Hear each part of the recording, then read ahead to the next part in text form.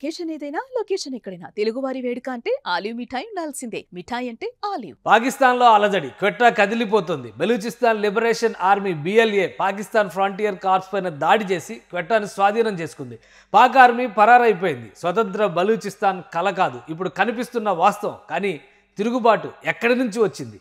స్వాతంత్ర బలూచిస్తాన్ నిజంగా సాకారమైనట్టేనా? 1947లో పాకిస్తాన్ ఏర్పడినప్పుడు కలాత్ ఒక స్వతంత్ర సంస్థానం. కాశ్మీర్ లాగానే భారత్తో బంధాన్ని కోరుకుంది. కానీ 1948లో కాశ్మీర్ దురాక్రమణకి గురైనట్టే కలాత్ని కూడా పాకిస్తాన్ లాగేసుకుంది. ప్రస్తుత స్వతంత్ర బలూచిస్తాన్ కోరుతున్నటువంటి ప్రాంతంలో ఎక్కువ శాతం నాటి కలాత్ సంస్థానమే. 75 ఏళ్లుగా బలూచి ప్రజలు అణిచివేత దోపిడీని ఎదుర్కొంటున్నారు. కానీ స్వాతంత్ర కాంక్షను మాత్రం వదలలేదు. పాకిస్తాన్ నిరంకుశంగా వ్యవహరిస్తూ సహజ వనరుల్ని దోచుకుంటుందనేది బలూచిస్తాన్లో ప్రజల వాదన. చైనా పాకిస్తాన్ కారిడార్ పేరుతో అక్కడ లభించే విలువైన వనరుల్ని చైనాకి కట్టబెట్టింది. గ్వాదర్ పోర్టు నుంచి చైనాకు లాభాలు వస్తుంటే బలూచి ప్రజలకు మాత్రం ఖాళీ చేతులు చూపించింది పాకిస్తాన్. విద్య, ఉపాధి మార్గాలు లేక సొంత దేశంలో దేశదిమ్మరులుగా బలూచీలు బతుకుతున్నారు.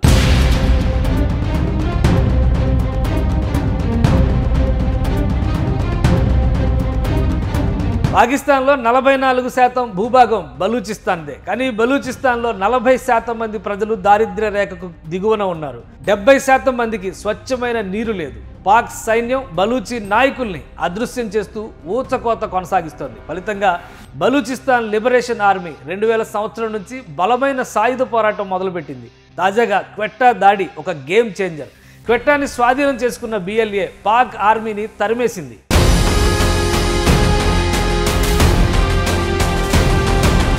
ఒక పక్క ఇండియా INS విక్రాంత్ కరాచీ పోర్టుపై బ్రహ్మోస్ క్షిపణుల వర్షం కురిపిస్తుంటే మరోపక్క బలూచి ఆర్మీ క్వెట్టాని స్వాధీనం చేసుకుంది. 2 దాడుల నడుమ పాకిస్తాన్ ఉక్కిరిబిక్కిరి అయ్యి ఊపిరి పీల్చుకోలేకపోతోంది. బలూచిస్తాన్ దెబ్బతో పాకిస్తాన్ గుండెల్లో గుణపం దింపినట్టయింది.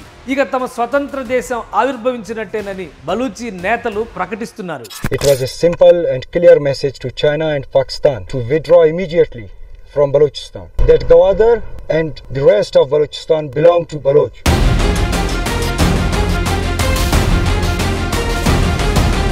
బలూచి ఐక్యత, అంతర్జాతీయ ఒత్తిడి, ఆర్థిక సంక్షోభం ఇవి స్వతంత్ర బలూచిస్తాన్ ముందున్న అవకాశాలు, పరిమితులు. BLA, బలూచ్ రాజకీయ పార్టీలు ఒక్కటైతే అంతర్జాతీయ మద్దతు పొందేటువంటి అవకాశం ఉంది. ఇరాన్, భారత్, అమెరికా వంటి దేశాలు రాజకీయంగా బలూచిస్తాన్కి మద్దతిస్తే పాకిస్తాన్ అంగీకరించక తప్పకపోవచ్చు. ఆర్థికంగా కుంగిపోతూ IMF లోన్లపైన ఆధారపడుతున్న పాక్ బలూచిస్తాన్ని నియంత్రించలేని స్థితిలో ఇప్పుడు ఉందన్నది వాస్తవం.